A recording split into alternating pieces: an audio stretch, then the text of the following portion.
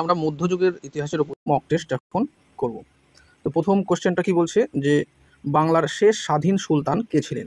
বাংলার শেষ স্বাধীন সুলতান হোসেন শাহ, গিয়াসউদ্দিন মাহমুদ শাহ, নসরত শাহ এবং ইলিয়াস শাহ। তাহলে শেষ স্বাধীন বলেছে যেহেতু, তাহলে সেটা হচ্ছে গিয়াসউদ্দিন মাহমুদ শাহ। হয়ে গেল। নেক্সট চলে আসি সেকেন্ড কোশ্চেন। কোন সুলতানের রাজত্বকালে চেঙ্গিস খান ভারত আক্রমণ করেছিলেন? চেঙ্গিস খান ভারত আক্রমণ করেছিলেন কোন সুলতানের রাজত্বকালে? তাহলে সেটা ইলতুৎমিশ, আলাউদ্দিন খলজি, গিয়াসউদ্দিন বলবন এবং মোহাম্মদ বিন তুগলক। তাহলে এখানে হবে উত্তর ইলতুৎমিশ। চলে আসি নেক্সট কোশ্চেন। নিম্নলিখিত কোন ভারতীয় রাজ্য আকবর জয় করতে পারেননি? মানে আকবর জয় করতে পারেনি শেষ পর্যন্ত। কোনটা? কাশ্মীর, বাংলা, বিহার, আসাম। তো আমরা জানি কাশ্মীরও জয় করেছিল, বাংলা সম্পূর্ণভাবে জয় না করলেও বারোভুইয়াদেরকে কিন্তু তিনি অনেকটাই ইশাখা মুশাখা এদেরকে কিন্তু পরাজিত করেছিলেন এবং রাজমহলে তার মানসিংহকে দিয়ে কিন্তু দরবারও তৈরি করেছিলেন। যাই হোক, আর বিহার তো করেছিলেন। তাহলে অপশান হচ্ছে আসাম। আসামটা কার সময় হয়? এটা হচ্ছে ঔরঙ্গজেবের সময় মীর জুমলাকে পাঠিয়ে কিন্তু এই জায়গাটা জয় করা হয়েছিল। যাই হোক, মীর জুমলার মৃত্যুর পর আবার সেটা কিন্তু হাতছাড়াও হয়েছিল। পরে কোশ্চেন 4 নম্বর। দিল্লির কোন সুলতান একটি অশোক স্তম্ভ দিল্লিতে নিয়ে এসেছিলেন? দিল্লিতে নিয়ে এসেছিল অশোক স্তম্ভ। কে সেটা? ইলতুৎমিশ, আলাউদ্দিন খলজি, মোহাম্মদ বিন তুগলক আর ফিরোজ শাহ তুগলক। তাহলে দিল্লির কোন সুলতান একটি অশোক স্তম্ভ দিল্লিতে নিয়ে এসেছিলেন? তাহলে সেটা হবে ফিরোজ তুগলক। চলে আসি নেক্সট কোশ্চেন। কী বলা হচ্ছে, কোন মুঘল সম্রাট আগ্রা থেকে দিল্লিতে রাজধানী স্থানান্তর করেছিলেন? যে আগ্রা থেকে দিল্লিতে রাজধানী স্থানান্তর করেছিল, ঠিক আছে। মুঘলদের রাজধানী কিন্তু প্রথমে আগ্রাতেই ছিল আর পরবর্তীতে দিল্লিতে স্থানান্তর হয়। আর সুলতানি যুগের রাজধানী ছিল দিল্লি আর মুঘল যুগের প্রথম দিকের রাজধানী ছিল আগ্রা। কিন্তু শাহজাহান যে আছে, শাহজাহান কিন্তু যেহেতু ভারতবর্ষে মুসলিম ইনোভেশনের প্রথম কেন্দ্রবিন্দু ছিল হচ্ছে দিল্লি, দিল্লিকে কেন্দ্র করে সুলতানি সাম্রাজ্য প্রতিষ্ঠিত হয়েছিল বা ইসলামের প্রচার শুরু হয়েছিল।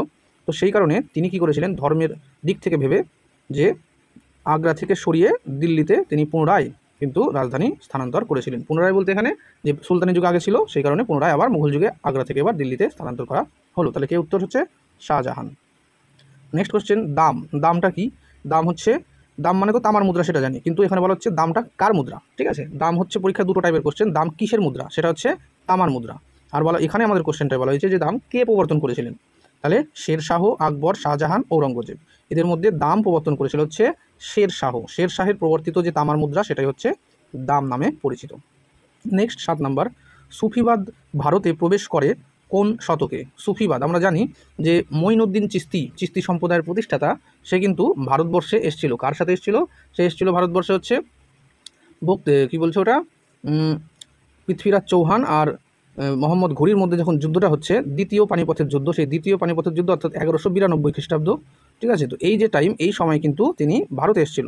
তাহলে তার মাধ্যমে আস্তে আস্তে ভারতবর্ষে এই সুফি ব্যাপারটা বেশি প্রচার হয়। তো সেই কারণে 1192 মানে কি 12 শতক, তো সেই কারণে দ্বাদশ শতক। চলে আসি নেক্সট, যে কার রাজত্বকালে যাবত ভূমি ব্যবস্থার প্রচলন হয়েছিল?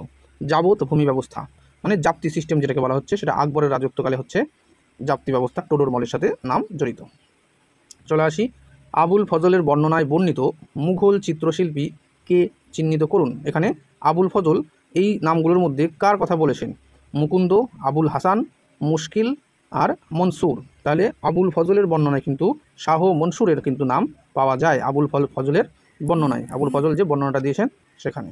চলে আসি এবার আমাদের লাস্ট কোশ্চেন। নিম্নলিখিত কোন গ্রন্থখানি বলবনের সময়কালে মানে বলবনের সময়কাল সম্পর্কে বিবরণ প্রদান করে? তাহলে সেটা দাঁড়াচ্ছে কি, বলবনের সম্পর্কে বিবরণ দেয় কোন গ্রন্থ? তহকিক-ই-হিন্দ, শাহনামা, তারিক-ই-ফিরোজ শাহী, ওপরের কোনোটিই নয়। তাহলে এখানে উত্তর হচ্ছে তারিক-ই-ফিরোজ শাহী। তো এই হচ্ছে আমাদের 10টা কোশ্চেন।